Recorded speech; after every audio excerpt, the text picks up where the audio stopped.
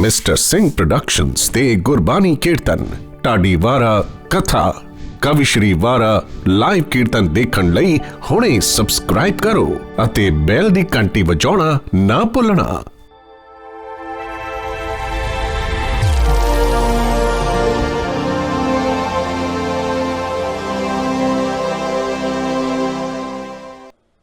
गुरु ग्रंथ साहब जी की हजूरी च जुड़ के बैठी साध संगत जी फतेह दी सांझ पाइए। वाहिगुरु जी का खालसा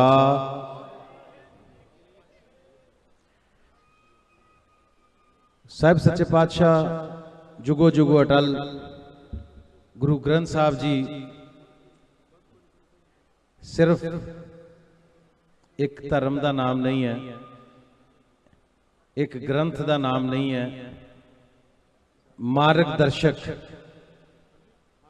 जीवन नू और इस संसार नू दिशा देने वाला ये मार्ग है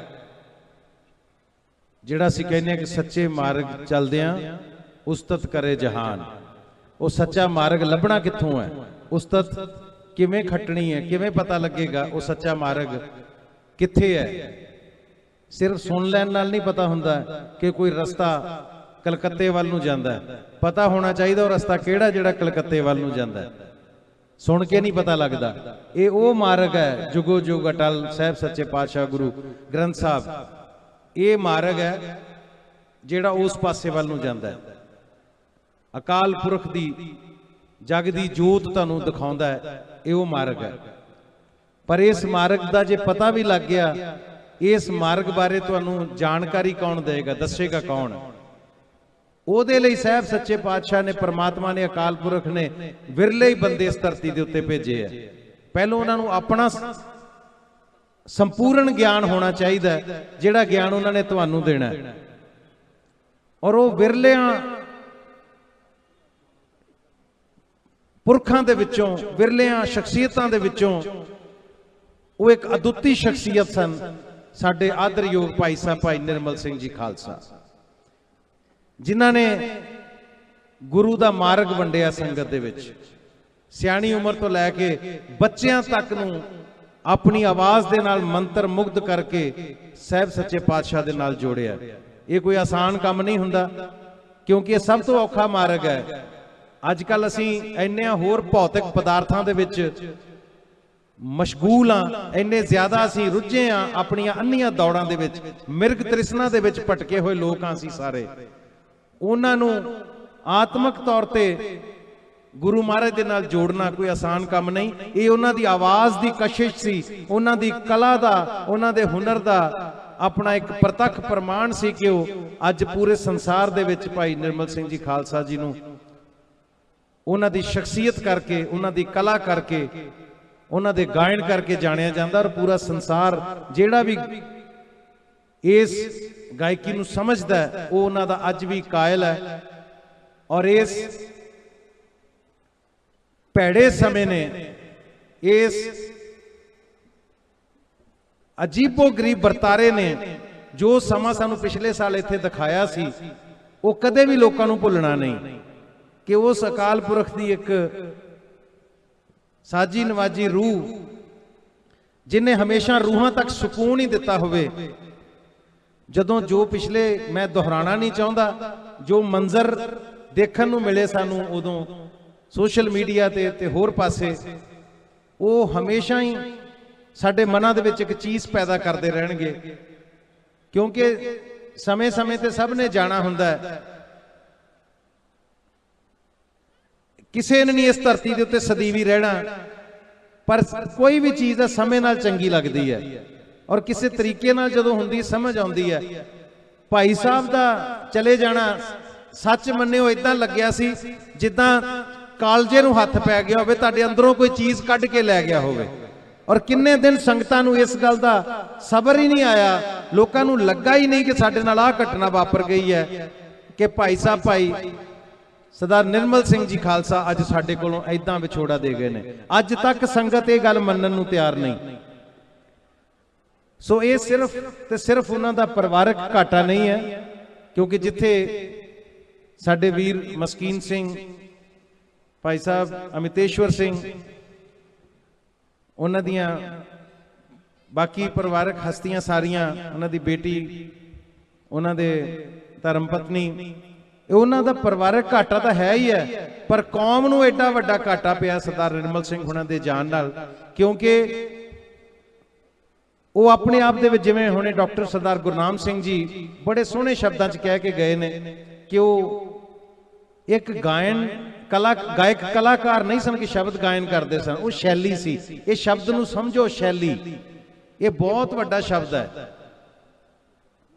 वो एक अपने आप दे विच मुकम्मल संस्था सी। उन्हां तो बिना उस कला नूं समझण वाले भी बहुत घट ने, ते उस कला दा अगे पसार करना तो किसी दे वस दी गल ही नहीं, क्योंकि 31 रागां दे विच दर्ज बाणी है जिहड़ी गुरु ग्रंथ साहिब जी दे विच, उन्हां 31 रागां नूं समझना ते उन्हां रागां दे अनुसार गाउणा ये हर किसी दे वस दी गल नहीं। उन्हां कोल कुदरत ने कोई ऐसी किरपा कीती हुई सी। देखो सब तो पहलां तो जदों बालक जन्म लैंदा ना, उहदे नाम दे नाल भी कई चीज़ां जुड़ जांदियां। उन्हां दा नाम मेजर सिंह भी हो सकता सी, उन्हां दा नाम संतोख सिंह भी हो सकता सी, कोई भी हो। निर्मल शब्द दे विच ही वेखो कितनी वड्डी गल है। वो जमांदू जन्म लैंदे निर्मल सन। वो खूबी मालक सच्चे पातशाह ने उन्हां नूं लद के भेजिया सी नाल ओहदे।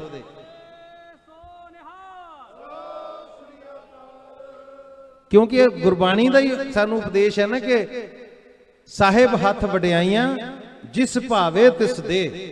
सो वो साहिब सच्चे पातशाह नूं अकाल पुरख नूं इसे तरह ही पाउंदे सन कि तुसीं ये कारज जाके संसार दे विच करना।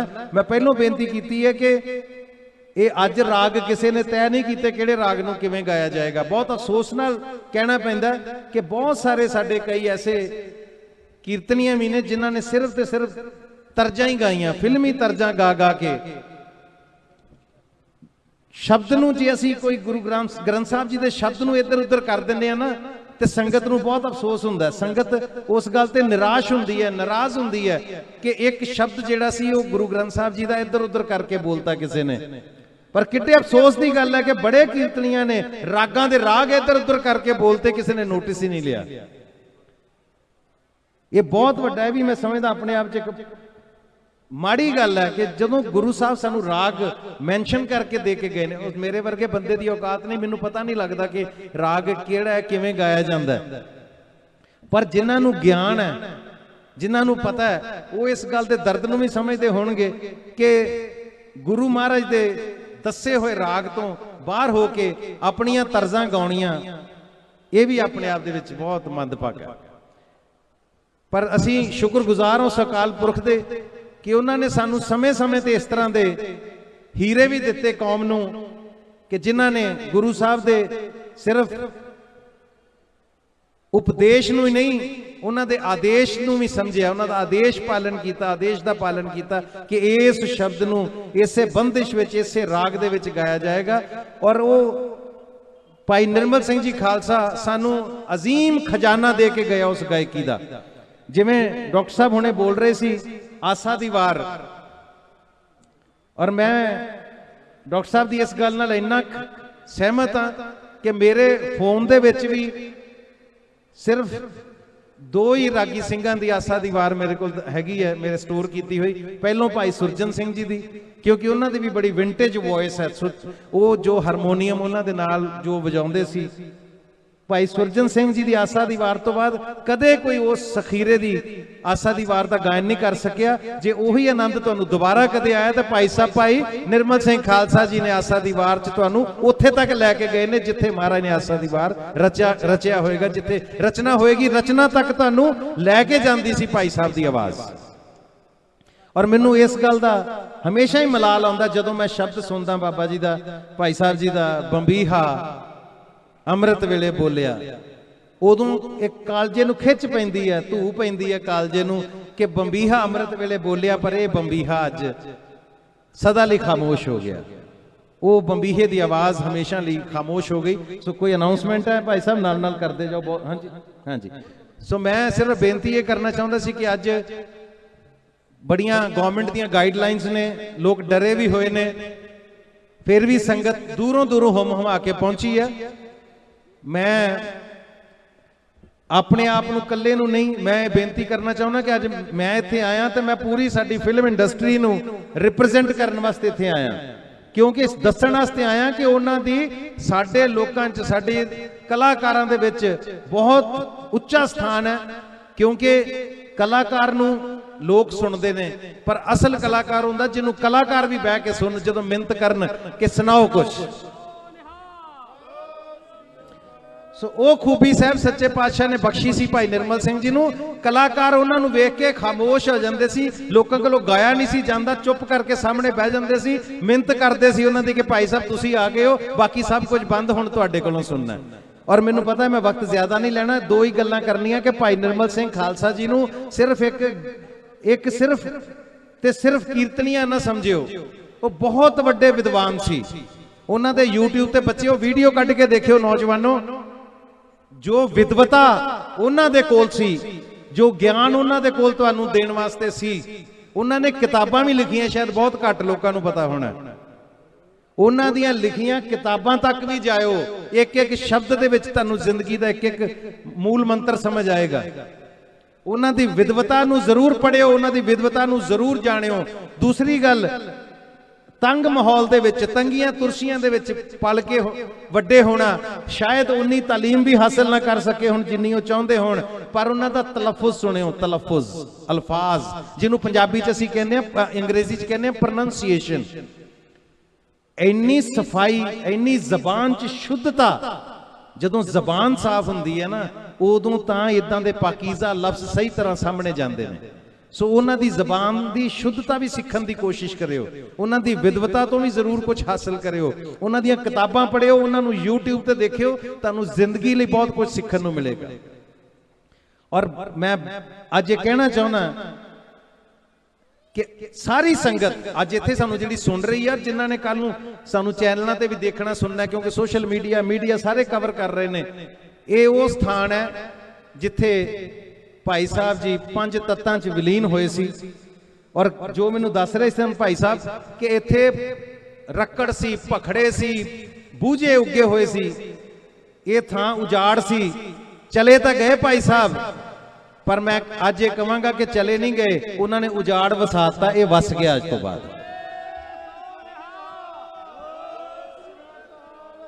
उन्होंने उजाड़ वसाता है, ये हुण वस गया। इत्थे बहुत कुछ होना आने वाले समय च। संगतां ने इत्थे आया करना, ये जगह नूं एक बहुत ही पवित्र स्थान वांगू लोकां ने मनना। ये जगह जिहड़ी अज वस गई, ये कल्ली यही नहीं जगह वसी, इलाका वस गया। सानू बुरा सारिਆਂ ਨੂੰ ਜ਼ਰੂਰ ਲੱਗਾ ਸੀ, पर शायद सतगुरु यही चाਹੁੰਦੇ ਸੀ कि एक ਥਾਂ ऐसी ਹੋਵੇ ਜਿਹੜੀ ਨਵੇਕਲੀ ਹੋਵੇ, ਨਿਰੋਲ ਹੋਵੇ, ਜਿੱਥੇ ਨਾ ਤਾਂ ਕਦੇ ਕੋਈ ਇਸ ਤਰ੍ਹਾਂ ਗਿਆ ਹੋਵੇ ਜਿੱਥੋਂ, ਤੇ ਨਾ ਕੋਈ ਦੁਬਾਰਾ ਇਦਾਂ ਹੋਵੇ ਕਦੇ। ਸੋ ਇਹ ਜਗ੍ਹਾ ਵਸ ਗਈ ਅੱਜ ਬਾਬਾ ਜੀ ਦੇ ਨਾਲ। और लास्ट यही कहांगा कि उन्हां दी याद नूं हमेशा कायम रखियो। संगत जिथे भी सानू सुन रही है, जिथे भी लोगों ने सुनना है, जिद्दां डॉक्टर साहब ने, सरदार गुरनाम सिंह जी ने हुणे कहा सी कि तन, मन ते धन, संगत तो तिन्हां चीज़ां दी जरूरत हुंदी है। जिहड़ा सिर्फ तनों आके सेवा कर सकदा, यानी हत्थी सेवा कर सकदा, वो भी आवे इत्थे। जिहड़ा मनो सेवा कर सकता है किसी भी तरीके नाल, भावें घर बैठा ही करे, जिहड़ा धन दे नाल सेवा कर सकता वो भी जरूर करे। ये पवित्र यादां जिहड़ियां ने, ये साडे बच्चों दा आउण वालियां नस्लां दा सरमाया, असीं वो सरमाया इत्थे वसा के जाना है। साध संगत जी अपने फर्ज तो भज्जिओ ना, अपने फर्ज तो मुकरिओ ना। और वक्त इजाजत देवे, अगली बारी संगतां बहुत आउणियां चाहुंदियां होणगियां, क्योंकि कोविड अजे भी साडे नाल ही चल रहा, उन्हें छड्डिया नहीं सानू। अगली बारी विशाल पंडाल इत्थे सजणगे और उन्हां नूं हर साल इसे तरह इसे जगह ते याद किया जाता रहेगा, क्योंकि कहंदे कीर्तनीए गुरु घर दे वजीर हुंदे ने। और एक मैं शब्द कहना चाहांगा कि वो वजीर हुंदे ने गुरु घर दे, बथेरे हुंदे ने, पर सारे वजीरां दे उपर एक वजीर आला हुंदा, वो वजीर आला सन कीर्तन दे। सो गुरु घर दे वजीर आला जिन्हां ने एक नवा आयाम दिता सानू, बच्चियां नू, मेरे वर्गे होर पता नहीं किन्ने होणगे लोग जिहड़े शायद अज दे युग च ਕਿਸੇ ਨਾ ਕਿਸੇ ਕਾਰਨ ਟੁੱਟ ਜਾਂਦੇ ਗੁਰਬਾਣੀ ਨਾਲੋਂ, ਸ਼ਬਦ ਕਲਾ ਦੇ ਨਾਲੋਂ, ਗਾਇਨ ਕਲਾ ਦੇ ਨਾਲੋਂ। ਇਹੋ ਜਿਹੇ ਕੁਝ ਪਰਮਾਤਮਾ ਦੀਆਂ ਭੇਜੇ ਹੋਏ ਲੋਕ, ਇਹੋ ਜਿਹੀਆਂ ਰੂਹਾਂ ਹੁੰਦੀਆਂ ਜਿਹੜੀਆਂ ਸਾਨੂੰ ਜੋੜ ਕੇ ਰੱਖਦੀਆਂ। ਸੋ ਹੱਥ ਜੋੜ ਕੇ ਇੱਕ ਵਾਰੀ ਫੇਰ ਭਾਈ ਸਾਹਿਬ ਭਾਈ ਸਰਦਾਰ ਨਿਰਮਲ ਸਿੰਘ ਖਾਲਸਾ ਜੀ ਦੇ ਚਰਨਾਂ ਦੇ ਵਿੱਚ ਸ਼ਰਧਾਂਜਲੀ ਭੇਂਟ ਕਰਦੇ ਹਾਂ ਔਰ ਤੁਹਾਨੂੰ ਸੰਗਤ ਨੂੰ ਬੇਨਤੀ ਕਰਦੇ ਹਾਂ ਕਿ ਉਹਨਾਂ ਨੂੰ ਸਰੀਰਕ ਤੌਰ ਤੇ ਚਲੇ ਗਏ ਨੇ, ਭੌਤਿਕ ਤੌਰ ਤੇ ਸਾਡੇ ਤੋਂ ਚਲੇ ਗਏ ਨੇ, ਪਰ ਉਹਨਾਂ ਨੂੰ ਕਦੇ ਵੀ ਇੱਥੋਂ ਜਾਣ ਨਹੀਂ ਦੇਣਾ। ਸਾਡੇ ਚੇਤਿਆਂ 'ਚ, ਸਾਡੀਆਂ ਗੱਲਾਂ 'ਚ, ਸਾਡੇ ਕੰਨਾਂ ਦੇ ਵਿੱਚ ਉਹਨਾਂ ਦੀ ਉਹ ਜਿਹੜੀ ਰਸਨਾ ਉਹ ਹਮੇਸ਼ਾ ਗੂੰਜਦੀ ਰਵੇ। ਭਾਈ ਨਿਰਮਲ ਸਿੰਘ ਜੀ ਨੂੰ ਅਸੀਂ ਆਪਣੀਆਂ ਯਾਦਾਂ 'ਚ, ਆਪਣੇ ਸੀਨੇ 'ਚ ਹਮੇਸ਼ਾ ਸੰਭਾਲ ਕੇ ਰੱਖਣਾ। ਔਰ ਮੈਂ ਇੱਕ ਇਜਾਜ਼ਤ ਚਾਹਾਂਗਾ, ਪਾਤਰ ਸਾਹਿਬ ਦੀਆਂ ਵੀ 2 ਲਾਈਨਾਂ ਮੈਨੂੰ ਯਾਦ ਆ ਗਈਆਂ, ਬੜੀਆਂ ਖੂਬਸੂਰਤ ਲਾਈਨਾਂ ਸੀ ਉਹਨਾਂ ਦੀਆਂ ਵੀ, ਕਿ ਮੈਂ ਰਾਹਾਂ ਤੇ ਨਹੀਂ ਤੁਰਦਾ, ਮੈਂ ਤੁਰਦਾ ਹਾਂ ਤੇ ਰਾਹ ਬਣਦੇ। ਮੈਂ ਰਾਹਾਂ ਤੇ ਨਹੀਂ ਤੁਰਦਾ, ਮੈਂ ਤੁਰਦਾ ਹਾਂ ਤੇ ਰਾਹ ਬਣਦੇ। ਸਦੀਆਂ ਤੋਂ ਮੀਲਾਂ ਲੰਮੇ ਕਾਫਲੇ ਇਸ ਗੱਲ ਦਾ ਗਵਾਹ ਬਣਦੇ। ਔਰ ਅਸੀਂ ਅੱਜ ਵਾਅਦਾ ਕਰਦੇ ਹਾਂ ਭਾਈ ਸਾਹਿਬ ਨਾਲ, ਅਗਲਾ ਆਖਰੀ ਸ਼ੇਰ ਉਹਨਾਂ ਵਾਸਤੇ ਕਿ ਉਦੋਂ ਤੱਕ ਮਹਿਫੂਜ਼ ਹੈ ਤੂੰ ਸਾਡੇ ਸੀਨੇ ਦੇ ਵਿੱਚ, ਉਦੋਂ ਤੱਕ ਮਹਿਫੂਜ਼ ਹੈ ਤੂੰ ਸਾਡੇ ਸੀਨੇ ਦੇ ਵਿੱਚ, ਜਦ ਤੱਕ ਜਿਸਮ ਸਾਡੇ ਨਹੀਂ ਸੜ ਕੇ ਸਵਾਹ ਬਣਦੇ। ਸੋ ਸਾਧ ਸੰਗਤ ਜੀ, ਉਹਨਾਂ ਨੂੰ ਹਮੇਸ਼ਾ ਸੱਚੇ ਦਿਲੋਂ ਸ਼ਰਧਾਂਜਲੀਆਂ ਭੇਂਟ ਕਰਦੇ ਰਹੀਏ। ਵਾਹਿਗੁਰੂ ਜੀ ਕਾ ਖਾਲਸਾ, ਵਾਹਿਗੁਰੂ ਜੀ ਕੀ ਫਤਿਹ। ਸਨਮਾਨ ਕਰ ਰਹੇ ਨੇ ਗੁਰਪ੍ਰੀਤ ਘੁੱਗੀ ਵੀਰ ਜੀ ਦਾ, ਭਾਈ ਸਾਹਿਬ ਉਹਨਾਂ ਦੇ ਵੱਡੇ ਸਪੁੱਤਰ ਅਮਤੇਸ਼ਵਰ ਸਿੰਘ ਜੀ, ਨਾਲ ਉਹਨਾਂ ਦੇ ਨਿਰਮਲ ਸਿੰਘ ਜੀ ਜੇਠੂਵਾਲ। ਬੋਲੇ ਸੋ ਨਿਹਾਲ। ਇਸ ਤੋਂ ਬਾਅਦ ਮੈਂ ਬੇਨਤੀ ਕਰਾਂ ਡਾਕਟਰ ਗੁਰਨਾਮ ਸਿੰਘ ਜੀ ਪਟਿਆਲੇ ਵਾਲੇ, ਉਹਨਾਂ ਨੂੰ ਬੇਨਤੀ ਕਰਾਂ ਕਿ ਉਹ ਤੁਹਾਨੂੰ ਕੀਰਤਨ ਦੇ ਰਾਹੀਂ ਨਿਹਾਲ। ਵੈਸੇ ਤਾਂ ਜਦੋਂ ਗੁਰੂ ਮਹਾਰਾਜ ਦੀ ਹਜ਼ੂਰੀ ਚ ਆਈਦਾ ਉਦੋਂ ਇਹਨਾਂ ਚੀਜ਼ਾਂ ਦੀ ਜ਼ਰੂਰਤ ਨਹੀਂ ਹੁੰਦੀ, ਪਰ ਮੈਂ ਅੱਜ ਬੜਾ ਵਡਭਾਗਾ ਮਹਿਸੂਸ ਕਰ ਰਿਹਾ ਕਿ ਮੈਂ ਭਾਈ ਸਾਹਿਬ ਦਾ ਆਸ਼ੀਰਵਾਦ ਦੇ ਤੌਰ ਤੇ ਇਹਨੂੰ ਲੈ ਕੇ ਜਾ ਰਿਹਾ ਕਿ ਉਹ ਹਮੇਸ਼ਾ ਮੇਰੇ ਨਾਲ ਰਹੇਗਾ। ਔਰ ਅੱਜ ਜਿੱਦਾਂ ਰਜੇਵਾਂ ਵੀ ਸੀ, ਦੱਸਿਆ ਭਾਈ ਸਾਹਿਬ ਨੇ, ਜਸਕੀਰਤ ਜੀ ਨਾਲ ਗੱਲ ਹੋਈ, ਇਹਨਾਂ ਦੇ ਅਮਤੇਸ਼ਵਰ ਜੀ ਦੇ ਮੰਮਾ ਨਾਲ ਵੀ ਗੱਲ ਹੋਈ, ਮਦਰ ਨਾਲ ਵੀ, ਤੇ ਮੈਂ ਉਹਨਾਂ ਨੂੰ ਇਹੀ ਕਹਿ ਰਿਹਾ ਸੀ ਕਿ ਅੱਜ ਇਸ ਕਰਕੇ ਨਹੀਂ ਕਿ ਮੈਂ ਤੁਹਾਨੂੰ ਕਿਹਾ ਮੈਂ ਆਵਾਂਗਾ, ਮੈਂ ਸੱਚ ਪੁੱਛੋ ਸਿਰਫ ਤੇ ਸਿਰਫ ਭਾਈ ਸਾਹਿਬ ਦੇ ਚਰਨਾਂ ਸਦਕਾ ਇੱਥੇ ਆਇਆ। ਇਹ ਉਹਨਾਂ ਦੇ ਚਰਨਾਂ ਨੂੰ ਸਜਦਾ, ਵਰਨਾ ਬੰਦਾ ਟਾਲ ਵੀ ਜਾਂਦਾ ਕਈ ਵਾਰੀ, ਪਰ ਮੈਂ ਦਿਲੋਂ ਇੱਛਾ ਸੀ ਮੇਰੀ ਆਉਣ ਦੀ, ਤੇ ਸਤਿਗੁਰੂ ਨੇ ਵੀ ਮੇਰੀ ਮਦਦ ਕੀਤੀ, ਮੈਂ ਆ ਸਕਿਆ। ਤੇ ਬਹੁਤ ਸ਼ੁਕਰੀਆ। ਵਾਹਿਗੁਰੂ ਜੀ ਕਾ ਖਾਲਸਾ, ਵਾਹਿਗੁਰੂ ਜੀ ਕੀ ਫਤਿਹ।